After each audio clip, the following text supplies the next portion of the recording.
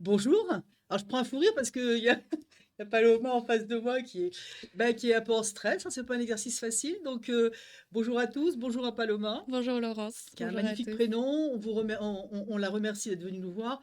D'autant que la première fois qu'elle est venue, il y a 3 semaines, on a eu un problème technique. Le néon avait clashé et du coup, bah, la pauvre chérie est rentrée chez elle et elle est revenue très gentiment nous revoir aujourd'hui. Voilà, pour nous parler d'un métier passionnant qui est vraiment pour nous dans le top 10 des métiers prioritaires puisque pénurique avec l'éducation et la protection civile. Je veux parler du médical. On a déjà commencé avec le podcast du radiologue Olivier Houyoun, qui a eu la gentillesse de venir nous expliquer son métier de radiologue scénologue, donc une grande partie d'oncologie. Et aujourd'hui, on reçoit Paloma qui fait quel métier? Moi je suis infirmière urgentiste du coup. Infirmière urgentiste.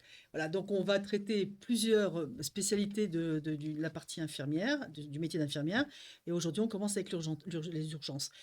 On commence par probablement le plus stressant de la partie. Qu'est-ce que tu en penses? C'est possible. En réalité, quand on est infirmière, on est très sujet au stress dans tous les services. Mais c'est vrai que les urgences, comme c'est un milieu très critique, on est obligé d'avoir un stress qui va devenir un bon stress pour nous garder en adrénaline et nous garder en surchauffe. Côté adrénaline, tu dois pas être déçu, hein. Je pense que c'est quelque chose assez impressionnant.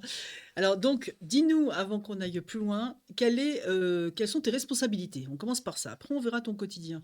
Je vais être responsable de mes patients, de la prise en charge de mes patients. Ça peut aller de prodiguer des soins à administrer un médicament. Il va falloir que je vérifie tout ce qui va être la prise de traitement et donc la posologie et si c'est le bon traitement, s'il ne va pas y avoir d'effets secondaires en fonction des autres traitements mis en place.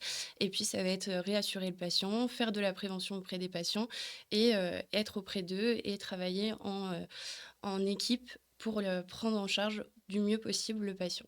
D'accord. Donc, qu'est-ce que peut faire une infirmière et où est-ce qu'elle s'arrête, justement, dans le cadre des urgences, hein? Alors, dans les urgences, après dans tout ce qui est, métier d'infirmière, on va être, régi par les prescriptions des médecins. Donc ça peut être des prescriptions médicales écrites et plus au niveau des urgences, on est au niveau, des prescriptions médicales orales qui devront être écrites après, mais ça va être des prescriptions qui vont être dites par le médecin et nous, on peut les appliquer directement. Une infirmière n'a pas le droit de donner de médicaments si ce n'est pas prescrit. Voilà. Alors, quand il dit oral, ça veut dire concrètement, ça veut dire pourquoi tu es contrainte Bah, par pourquoi exemple, c'est à l'oral? C'est dans l'urgence même? voilà, exactement. Si on a une urgence, que le patient, là, a besoin de suite maintenant d'un médicament, on va pas attendre que le médecin nous prescrive, par écrit. On va directement administrer le médicament. Nous, après, on va bien marquer et transmettre qu'on a passé ce médicament-là, mais il nous faudra une prescription écrite après. Mais Mhm. sur, le critique et sur l'urgence, on a le droit de passer par des prescriptions orales. Mais alors, qui, du coup, prescrit qui donne le choix du médicament? C'est quand même le Le médecin, médecin, le quand même. médecin, Donc, ça se passe soit oralement parce qu'il est à côté, soit parce qu'il est au téléphone dans un service. C'est exactement, ça le principe. D'accord, exactement. ok. Alors, ça, ce sont tes responsabilités. Et donc, tu t'arrêtes où? Où est-ce que, quel est l'acte que tu ne feras pas en termes d'infirmière en urgence?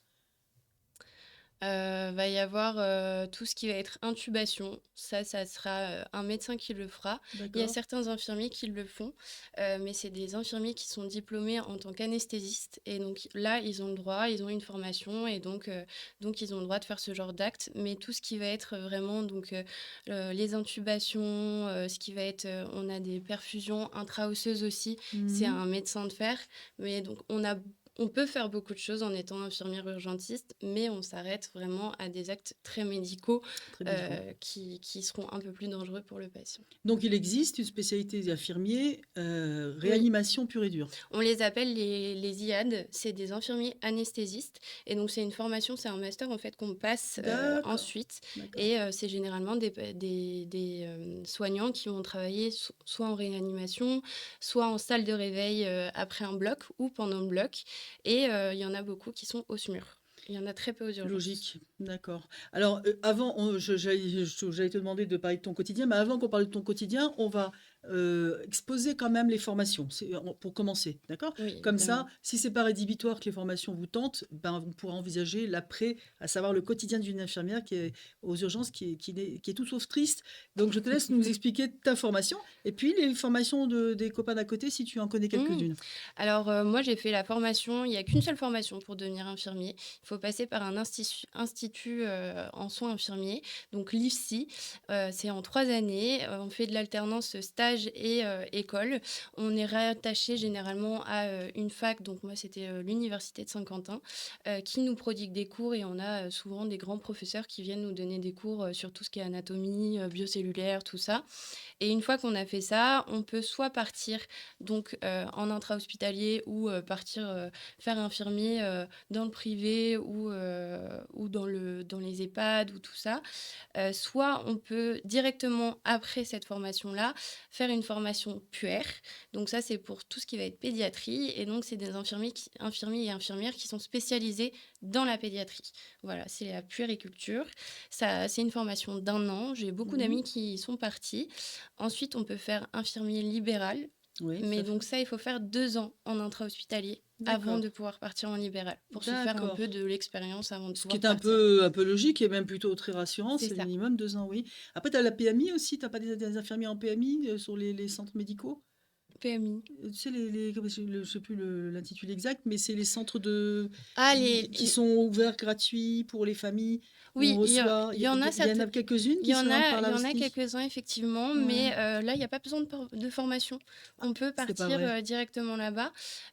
Moi, je sais que, il y a aussi les IPA, donc ça c'est un diplôme qui vient d'ouvrir et c'est Mmh. infirmier en soins, pratiques avancés et donc du coup, ces infirmiers-là vont avoir un peu plus de responsabilités. Ils sont capables de prendre en charge les patients, et faire un petit peu, le job d'un médecin, pouvoir prescrire certains traitements, certaines choses, pour ensuite, apaiser un peu la charge, du médecin. Du médecin. Donc il y a un poste intermédiaire entre l'infirmier classique et Exactement. celui du toubib qui est existant depuis pas très longtemps, a priori, ce que tu dis là? Non, ça fait très peu de temps vraiment que c'est arrivé. Moi, je sais que j'ai des collègues là qui sont partis parce qu'on en manque cruellement aux urgences, on en Bien a sûr, besoin. bah, ouais, bien sûr. Mais non, ça existe depuis très peu longtemps. Après, vous avez aussi, les IBOD, donc ça, c'est les Oui, infirmières bloc spécialisées opératoire. de bloc opératoire. Ça, c'est hyper intéressant et pareil, il me semble qu'il y a une formation à passer. Tout à fait, Mmh, très. Et puis il faut également avoir un certain nombre d'années. J'en ai recruté beaucoup dans ma vie, et c'est un profil très difficile à attraper mmh. parce qu'il y en a très peu, et c'est des femmes qui ont beaucoup d'expérience. Et il faut plusieurs années avant de passer en bloc opératoire, si je ne m'abuse. Voilà. Donc, toi, est-ce que tu as envisagé de éventuellement compléter ta formation pour Oui, devancer les gestes du médecin? oui, IPA, ça m'intéressait beaucoup, mais j'étais plus intéressée par, le job d'anest, D'accord. parce qu'on a effectivement le droit de faire plus de gestes auprès du patient, des gestes qui vont être invasifs, comme je vous ai dit, l'intubation et je trouvais ça hyper intéressant et j'étais très intéressée par le SMUR, moi, de base. D'accord. C'est ce que tu vises? J'aimerais, T'aimerais j'aimerais. faire? Après, c'est D'accord. très, très compliqué, surtout en région parisienne, de pouvoir avoir un poste, dans le SMUR parce que c'est des infirmiers. Déjà, il faut avoir énormément d'expérience. Ah bon? Il faut avoir D'accord. quand même beaucoup d'années pour pouvoir, passer, à le diplôme d'ANEST. Parce qu'il y a un concours, il y a plein de choses à passer et il D'accord. faut être assez quali. Et c'est dans tes objectifs, puisque tu travailles, le temps va entre guillemets, s'accumuler, puis à un moment donné, à partir de combien d'années tu vas pouvoir envisager le diplôme et le job après? Je le sais pas. Je me suis jamais vraiment posé la question. Enfin, au départ, quand je suis sortie de l'école, je me suis dit: «Oh, je vais devenir un nest hyper vite, en 2 ans, ça va être fait et puis voilà» et en fait, en ayant travaillé 1 an, puis 2, j'ai dit: «Oh non, on va pas retourner sur, les bancs de l'école, je préfère D'accord. être bien dans mon métier et pouvoir continuer», donc là, je me mets une petite pause. Je verrai peut-être plus tard, si vraiment ça me donne vraiment envie, mais là, pour l'instant, je suis bien dans mon métier. Ça me fait rire parce que tu dis une petite pause aux urgences, il y a plus cool, hein. C'est sûr. Tu pas choisi une vraie pause. Alors, justement, maintenant, puisqu'on rit sur ce sujet, parce qu'il vaut mieux rire sur le sujet, surtout quand on voit les services d'urgence en ce moment, c'est quand même panique à bord.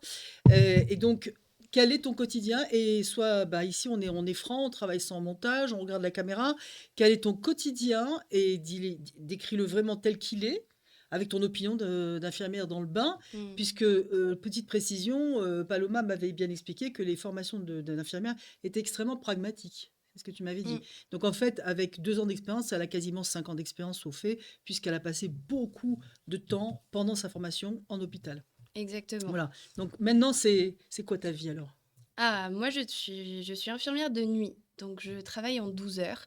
Je commence à 19 heures et je finis à 7 heures du matin. Donc généralement, je me lève en plein milieu de l'après-midi. Je ne sais plus, quelle heure on est et quel jour nous sommes. Mais bon, voilà. J'arrive, généralement à 18h30 et c'est à ce moment-là qu'on apprend notre fiche de poste. Donc c'est l'endroit, dans lequel on va être situé dans les urgences. Les urgences sont toutes faites différemment, mais on va toujours retrouver des petits points similaires dans toutes les urgences de France. Donc on va avoir l'accueil du patient. C'est là où on va trier le patient, trier entre guillemets «la gravité du Bien sûr, patient». les priorités. Voilà et ensuite, vous avez la salle de déchocage, donc ça, c'est les urgences qui vont être un peu plus vitales. C'est des urgences qui doivent être vues rapidement par un médecin, donc dans les 10 minutes généralement. Ensuite, on a une zone de soins, c'est la zone couchée des patients. C'est des patients qui doivent être vus assez rapidement, mais c'est des urgences relatives. Ils ne sont pas obligés d'être vus de suite, de suite. Ensuite, vous avez la zone ambulatoire. Donc là, c'est des patients généralement pour des consultations ou même des patients qui vont être pris en charge au bloc très rapidement sur des impadocs, des choses comme ça. C'est des patients qui sont jeunes la plupart du temps. On évite de mettre à plus de 70 ans, à part s'il y a un trauma du poignet, pour éviter D'accord. qu'ils attendent très très longtemps. Et la dernière zone, c'est la zone d'hospitalisation des urgences. Donc c'est une hospitalisation courte pour aller dans un autre secteur des urgences ou un autre secteur d'hospitalisation. Et là, pareil, on est généralement deux infirmières là-bas et j'apprends ça à 18h30 quand j'arrive au travail. Bah, tu t'ennuies pas, hein, en fait, c'est pas toi qui choisis, donc du coup, Non. pas du tout? Alors, Tu en peux fait, on pas on travaille en compétences dans les ouais. urgences. Dans la plupart des services, infirmiers, c'est comme ça aussi. Après les urgences, c'est différent. En fait, on doit être doublé dans chaque secteur, mais ça Mmh. prend énormément de temps. On ne peut pas être doublé directement au déchocage quand on vient d'arriver. Donc en fait, on va commencer par l'UHCD, ensuite par la zone de soins où on prend en charge des patients un peu plus critiques et ensuite on va commencer sur le déchocage et terminer par l'accueil. Et moi, je D'accord, suis devenue polycompétente il y a d'accord. presque un an maintenant. Donc C'est je fais mignon. tous les Tu as tout secteurs. fait, tu as fait le tour. Lequel te passionne le plus? Si tu as une Tous. préférence? Tous? Tous, je les aime tous beaucoup. Après, moi, j'adore être au déchocage parce que c'est hyper intéressant. On a des pathologies généralement qui sont, qu'on connaît pas forcément, donc on apprend un peu tous les jours et c'est surtout qu'on a 3 patients dans notre salle de déchocage et du coup, on a le temps d'être avec nos patients et moi, j'adore ça. J'adore papoter avec eux, qu'ils me racontent leurs petites histoires et puis les rassurer, être un peu, être auprès d'eux, en fait. Donc j'aime beaucoup cet endroit-là. D'accord. Je suis complètement fascinée, moi j'écoute, waouh! Alors, donc tu adores, et quand tu dis alors donne-nous des exemples en zone de déchocage, comme tu dis. Mmh. Donne-moi des exemples de maladies ou de traumas qui, justifient cette zone. On peut avoir, par exemple, un accident à haute cinétique. Donc, la haute cinétique, ça va monter au-dessus de 50 km/h en voiture. En fonction des chocs qu'on peut avoir, D'accord. on peut être amené à avoir beaucoup de traumas et dans ces cas-là, on les prend en charge au déchocage parce qu'il faut les surveiller de plus près. On peut avoir des patients qui vont avoir des pathologies respiratoires et qui vont décompenser sur cette, pathologie-là et donc il faut les avoir auprès de nous pour, au cas où, s'il faut intuber ou passer à des médicaments beaucoup plus invasifs. Dans ces cas-là, ils sont dans cette salle-là et D'accord. puis on peut aller jusqu'à l'arrêt cardio-respiratoire, qui arrive très rarement, mais qui arrive et dans ces cas-là, c'est la zone de déchocage parce qu'on a tout on a toutes les «drogues» entre guillemets. Donc les drogues, c'est les traitements qui vont être beaucoup plus invasifs, tout ce qui va être morphinique, tout ce qui est sédation, tout ça, c'est vraiment au niveau du déchocage qu'on les passe. C'est toutes les drogues dures, hein, c'est vraiment les C'est les traitements de drogues, choc. vraiment très importantes. Traitements de choc. Voilà. Et du coup, alors, quand on t'écoute, quel âge as-tu déjà? J'ai 24 ans. Voilà, 24 ans, ça fait tu 5 ans d'expérience, 2 ans d'expérience pure et dure. Heu et on a évidemment envie de te demander, pourquoi tu t'infliges ça aujourd'hui? Avec le sourire en plus. Moi, j'ai commencé, en fait, quand j'étais petite, je voulais être urgentiste. Je voulais être dans le médical et j'étais très intéressée par les urgences et je voulais être médecin urgentiste. Bon, ça s'avère que j'ai pas réussi. et que j'ai trouvé Pas le vraiment métier puisque tu d'infirmière. ouais, Et en fait, quand j'ai réalisé mes stages, donc on fait beaucoup de stages durant les 3 années, de formation, j'ai pu faire tous les services. Vraiment, j'ai travaillé en EHPAD avec des patients atteints d'Alzheimer, j'ai travaillé en pneumologie, j'ai fait la réanimation, j'ai fait les urgences et en fait, la première fois que j'ai posé un pied aux urgences, j'ai dit: «Je vais travailler ici». Je d'accord, suis tombée folle amoureuse du service et en d'accord. fait, ce que j'aime beaucoup là-bas, c'est qu'on apprend tous les jours. C'est qu'on déjà, on est une équipe vraiment pluridisciplinaire et on travaille en équipe. On a besoin de ça, sinon, bah, le patient est mal pris en charge et on peut toujours poser des questions quand on n'a pas compris, une pathologie, qu'on la connaît pas, enfin, même au bout de 2 ans, moi, il y a des pathologies que j'ai jamais vues de ma vie et quand je les découvre, je trouve ça hyper cool, quoi. Parce que c'est hyper intéressant. Pour le patient, c'est pas cool parce que bon, il a quelque chose, mais pour nous, du coup, c'est hyper intéressant parce qu'on se dit: «Ah, je connaissais pas, du coup, je sais comment prendre en charge pour la prochaine fois», Bien enfin, sûr. c'est ça que j'adore, en fait, C'est là-bas. une histoire d'apprentissage et si tu trouves ça cool, tu vas pas être déçu parce que 2 ans, c'est très court quand même. Donc tu vas en découvrir, C'est ça. je te rassure, ça va être sans fin la découverte dans ce domaine, je pense. On n'a jamais fini. OK, donc là, tu nous dis: «Je voulais être médecin, finalement infirmière, mais quand j'ai vu le service, bah, j'ai dit infirmière urgentiste». OK, mais alors si tu remontes encore avant, pourquoi cette envie d'être médecin urgentiste? Est-ce que tu te souviens de ce qui a déclenché ça chez toi? Peut-être le fait que, je faisais beaucoup de sport à l'époque et que je me faisais très souvent mal. Et en Ah, fait, au lieu d'aller aux urgences parce que j'avais peur de me faire disputer par mes parents quand j'étais petite, parce qu'on y allait très souvent, j'ai 2 frères et sœurs et c'était terrible pour ma mère. En fait, on s'est dit, tout simplement, la pauvre, c'est voilà vrai. et puis, moi, c'est en fait, j'ai commencé à me soigner toute seule. Donc je me faisais des bandages, des petits trucs comme ça, je prenais du Doliprane mais bon, je faisais attention et en fait, je pense que c'est venu d'ici. Après, il y a eu aussi des choses, on a eu une amie qui a eu un gros accident de voiture, où, OK. voilà, qui s'est très mal terminé et en fait, j'ai eu cette fascination de me dire: «Mais comment ils ont fait? Comment ils ont fait pour gérer la chose?» D'accord. Tu Et avais du quel âge coup, là à peu près? j'avais 14 ans, si je dis 14 pas de ans. Et à bêtises, partir ouais. de quel âge tu t'es commencé à t'auto-administrer des Doliprane? Bah, 12 ans à peu près. Ta maman est dans le médical? Non, Bon, c'est pas elle du tout. qui t'avait proposé de le faire, donc c'est ta propre Bon, initiative. ma mère nous montrait, vraiment, si on devait prendre un Doliprane parce qu'on avait mal, enfin on savait. Moi je faisais beaucoup de gym donc je prenais du Doliprane quand j'avais mal, enfin je faisais attention. Donc ça a été un automatisme en fait. Je savais faire donc j'ai fait quoi.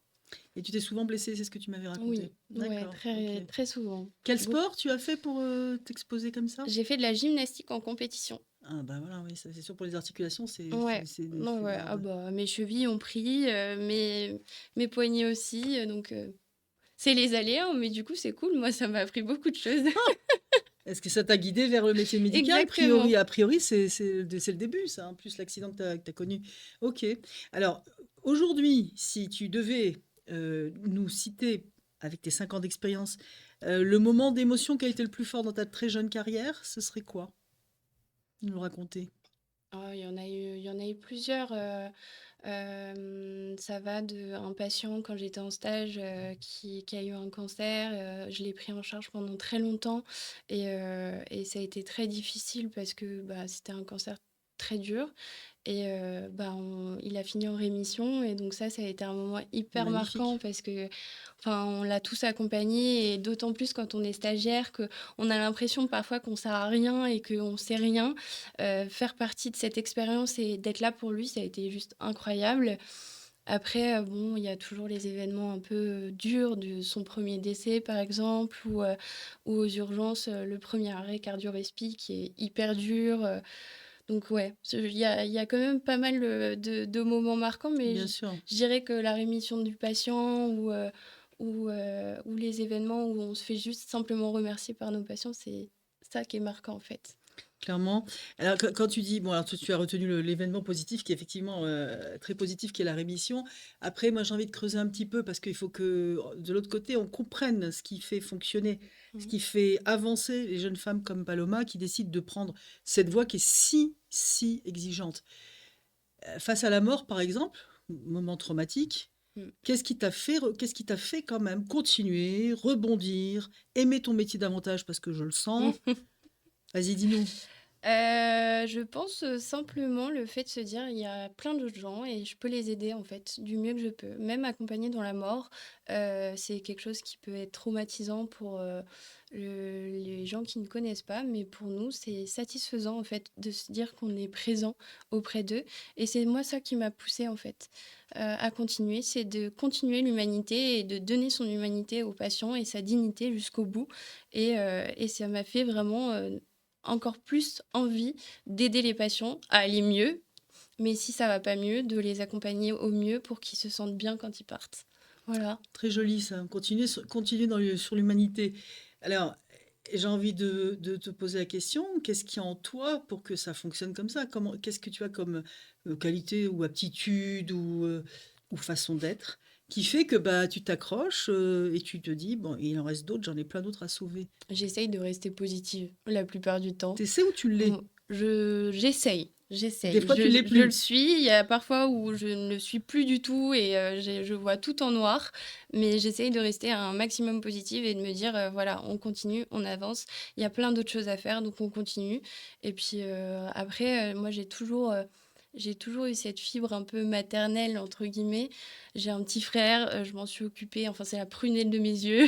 C'est Voilà. génial. Le petit frère, si tu nous écoutes, tu vois, elle vient de te faire un très très beau cadeau. Enfin voilà, j'ai toujours été appelée, la petite maman par mes copines quand on était en soirée parce que je prenais soin d'elle, je vérifiais qu'elle buvait pas trop ou quoi. Donc je pense que c'est ça vraiment qui fait que je tiens et que je suis toujours auprès de mes patients et bah, je m'en occupe un peu comme si c'était ma famille, quoi. Donc c'est un sentiment, tu es très protectrice de nature en Mmh. fait. Il y a le côté maternel ou pas, mais c'est Oui, protectrice avec tout le monde, parce que les oui. personnes âgées, avec tout le monde. Ok. Alors justement, si tu devais parler clairement, de façon frontale, puisque c'est le cas maintenant, euh, en voulant expliquer à l'autre à quel point c'est un métier génial, qu'est-ce que tu dirais aux jeunes qui t'écoutent et qui se posent la question de la difficulté de ce métier? Venez.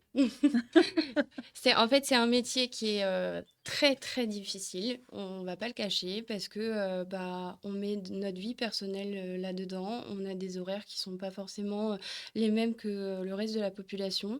Mais en fait, c'est un métier qui est tellement génial parce que on rencontre des personnes tous les jours, on rencontre des histoires de vie tous les jours et on est là pour les aider, quoi. On a l'impression de servir à quelque chose et vraiment, c'est incroyable de se dire: «Bah, voilà, aujourd'hui, bah, j'ai aidé une petite mamie, qui était un peu perdue, bah, j'ai été là auprès d'elle et je m'en suis bien occupée et sa famille est très heureuse que je m'en suis occupée. Voilà, aujourd'hui, j'ai rencontré un jeune homme de 18 ans, qui allait vraiment pas bien, bah, j'ai été là pour lui». C'est hyper valorisant comme métier et puis, on est vraiment au-delà des patients. Quand on travaille en tant qu'infirmière, on travaille avec une équipe. On n'est jamais seul et Mm, on travaille avec que ce soit déjà les infirmières qui vont travailler avec nous, mais aussi les aides-soignants qui bien vont sûr, travailler avec nous et on travaille vraiment, vraiment en binôme et aussi on travaille avec des médecins bien sûr. qui sont hyper intéressants et qui, bon parfois ils peuvent faire très peur. C'est vrai? Bah Ils en oui, jouent ou ils ont le c'est vous côté qui... très médecin, Ouais. très beaucoup de savoir qui fait très peur et qui en impose et en fait, au final, on se rend compte qu'ils sont comme nous et qu'ils ont les mêmes problématiques que nous et qu'ils veulent juste avancer avec nous pour le patient et pour notre équipe. Donc voilà, moi, C'est c'est bien? ça qui donne envie à faire ce métier, je trouve. C'est bien d'entendre ça parce que là, quand tu dis ça, on sent l'esprit d'équipe avec les médecins, à ce qui, en général, les infirmières se plaignent de ça. Mmh, Et parce qu'il y a une déconsidération. On va dire que quand tu dis que t'es tout bib, c'est génial. Il y mmh, a infirmière, on se dit c'est peut-être un tout bib raté, ce qui est complètement débile parce que beaucoup l'ont choisi comme vocation. Il y a beaucoup c'est ça. d'infirmières de vocation. Il faut savoir que les infirmières, on sait beaucoup de choses et qu'il y a certains médecins qui se reposent sur nous et qui nous demandent. Moi, après, je suis une bébé infirmière, on va dire, donc j'ai que 2 ans de service à mon actif. Mais c'est vrai que j'ai vu dans différents services beaucoup de médecins demander aux infirmières et surtout les infirmières tenir tête aux médecins quand Mm, c'était un médicament qui ne convenait pas aux patients. Et ça, c'est quelque chose qui est hyper important parce qu'on se dit pas ça quand on connaît, enfin, quand on voit le métier d'infirmière, on se dit, bah voilà, elle écoute les ordres des médecins, elle fait pas comme elle veut, alors que si, c'est hyper important. Parfois, on a un regard, justement, tu me demandais mes tâches tout à l'heure. Nous, on a aussi ce regard-là sur les prescriptions. S'il y a mhm. un problème de prescription, c'est notre responsabilité à nous de le dire. Et D'accord. si on administre le médicament alors qu'il y a un problème de prescription, Mhm. c'est notre responsabilité qui est en cause aussi. D'accord. D'accord. Donc en fait là, quand on t'écoute, Est-ce qu'à un moment donné, depuis que tu travailles, tu as eu des regrets ou des pensées pour le médecin que tu voulais être à l'époque ou pas du tout? Pas du Au tout. final, tu es sortie de cette Ah problématique-là, j'ai ouais, l'impression. hyper rapidement. Il y a pas de frustration alors? Pas du tout, D'accord. pas du tout. Moi, j'ai un profond respect pour les médecins et pour les études qu'ils ont faites, parce que pour l'avoir essayé, je trouve que c'est, horrible et il faut avoir beaucoup de courage. Mais vraiment, je ne me vois pas médecin. Ça a été directement après mon premier stage où, j'ai vu travailler les médecins et je me suis dit: «Je ne vais pas faire ça». D'accord, ça Voilà. tu l'avais pas c'est important, d'accord.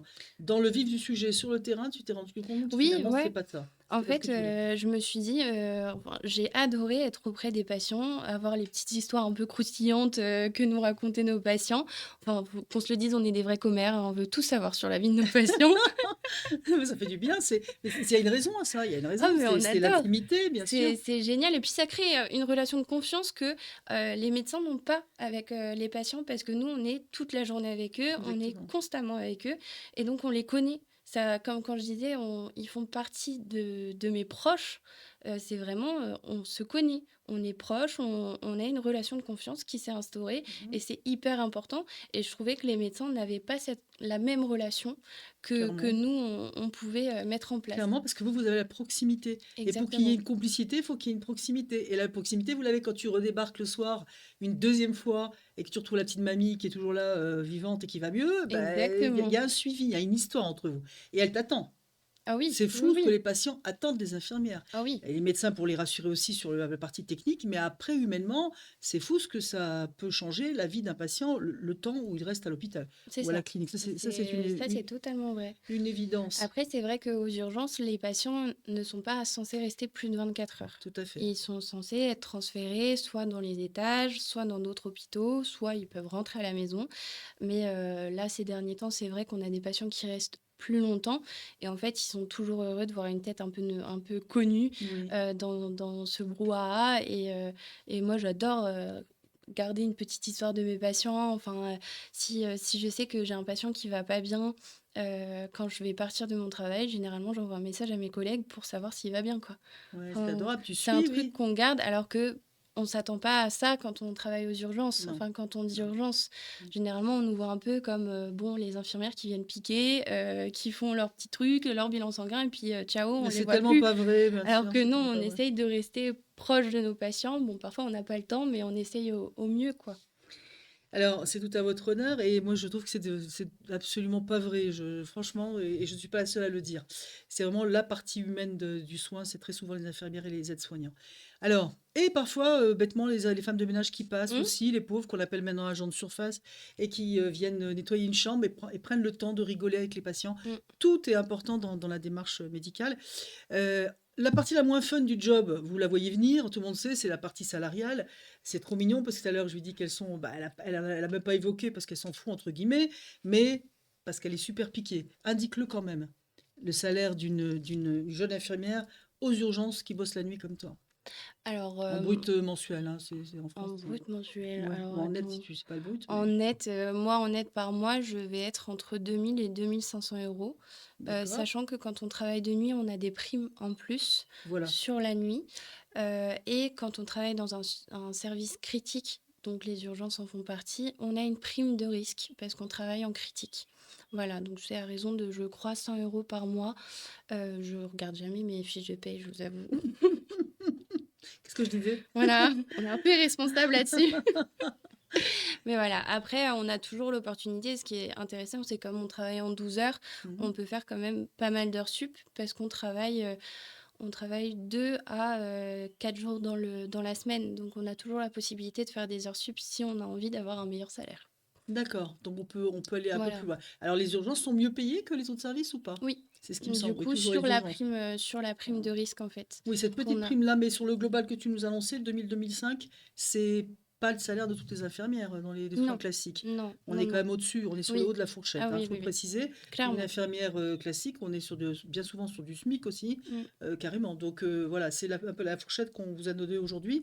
Et c'est intéressant de savoir effectivement que ça peut être un peu plus généreux sur la partie urgence à juste titre. Mm. Juste titre, ça c'est On a cette absolument petite certain. prime qui est toujours très intéressante pour nous. Alors quand on t'entend sur ton travail, on se demande comment tu te projettes? Parce que, est-ce que tu te dis: «Je vais m'endurer, je vais endurer et je vais m'endurer, je vais me renforcer et je pourrai aller de plus en plus loin et je passerai le diplôme pour être encore, plus Mmh. près du profil de Toubib, et c'est vraiment là qu'est ma place?» ou est-ce que tu te dis parfois, «Finalement, je vais peut-être à un moment donné saturer et peut-être que j'arrêterai un jour»? Est-ce que tu as les 2 dans le cerveau? Est-ce que comment ça marche J'ai ça? les 2 dans le Tu as cerveau, les 2, ouais, c'est vraiment. ça, je me En suis fait, fait avoir. ça va dépendre, des jours où je travaille parce que forcément dans tout travail, il y a des jours avec et des jours sans. Il y a plein de jours où je me dis: «Oh bah, je vais continuer», mais je me vois pas continuer dans les urgences, sauf que j'aime pas les autres services. J'aime que Ah! les urgences et la réanimation, donc du coup, c'est hyper dur parce C'est que je me marrant, dis: hein? «Je me vois pas quitter de service», mais en même temps, j'ai envie de partir et puis c'est toujours intéressant de voir autre chose et puis il y a des jours où je me dis: «Mais je vais pas faire ça toute ma vie». Je Mmh. vais changer du tout au tout, je sais pas, je vais devenir barmaid, je sais pas, Ah, les cocktails, de d'alcool, voilà. c'est peut-être plus rigolo que les cocktails de médoc, ça c'est sûr. Mais et les pourcentages, c'est quoi? C'est un jour sur 3, tu vois un peu en noir ou c'est le contraire? Non, non, C'est rare? non, c'est rare. En vrai, enfin, c'est vraiment, c'est par période, mais bon, on va dire, 1 fois toutes les 2 semaines, je me dis: «Oh, je vais arrêter, quoi». Mais sinon, à chaque fois, je me dis: «Non, je continue» et puis, parfois, enfin, quand mes proches me voient fatiguée et me voient vraiment exténuée et au bord des larmes parce que, bah, j'ai passé des nuits difficiles. Ils me disent tous: «Mais va-t'en, arrête!» et sauf que je me vois pas faire ça. J'adore mon métier, j'adore, le service dans lequel je travaille et je me vois pas partir et même si je voulais partir, je pense que je partirais pas. Parce que je suis Pourquoi? tellement Pourquoi? accrochée à ce service. C'est beaucoup l'équipe qui fait ça. Moi, D'accord. j'ai beaucoup de collègues qui sont partis en intérim, par exemple, et qui, du coup, en intérim, on fait un peu tous les services. C'est nous qui choisissons nos plannings. On est un peu, on fait un peu ce qu'on veut. Ouais, on touche à tout et on Voilà, est un peu plus rémunéré aussi dans mais on fait l'intérim pas donc partie d'un service. Par non. contre, c'est la bête noire un petit peu. Et moi, c'était vraiment le truc qui me faisait peur de pas avoir de service et pas d'avoir d'équipe sur laquelle je peux me reposer. Et aux urgences, là où je travaille, c'est vraiment mon petit havre de me dire j'ai mes collègues et je peux me reposer sur eux. On a confiance les uns envers les autres et du coup, c'est hyper important. Et je me vois pas partir autre part et devoir recréer cette Mmh. relation de confiance que j'ai déjà. C'est une évidence, d'autant que d'un service Mm. d'urgence à un autre, c'est le ciel et la terre. Totalement. Donc, s tu sais pas sur quoi tu peux tomber. Il y a des urgences qui sont la cour des miracles et d'autres qui sont beaucoup mieux, organisées. C'est très, très, très irrégulier, si je ne m'abuse, dans ce Oui. domaine. Oh Voilà. oui. Oh oui. Donc, qu'est-ce qui t'empêcherait de continuer là où tu es et de faire, entre guillemets «carrière» là-bas? L'afflux des patients. En fait, moi, ma hantise, c'est de devenir maltraitante. Je pense que c'est la hantise de toute infirmière parce que, c'est un sujet dans notre société maintenant actuelle que, voilà, le public se meurt, qu'il y a énormément de patients, qu'il y a pas assez de médecins, il y a pas assez d'infirmières et moi, c'est ma hantise de me dire: «Je suis maltraitante envers mes patients». Donc je pense que le jour où je me rends compte que je deviens maltraitante, je partirai. Tu dis ça parce qu'on en parle beaucoup en ce moment et que tu t'es posé la question ou tu dis ça parce que tu t'es déjà senti au bord de la maltraitance?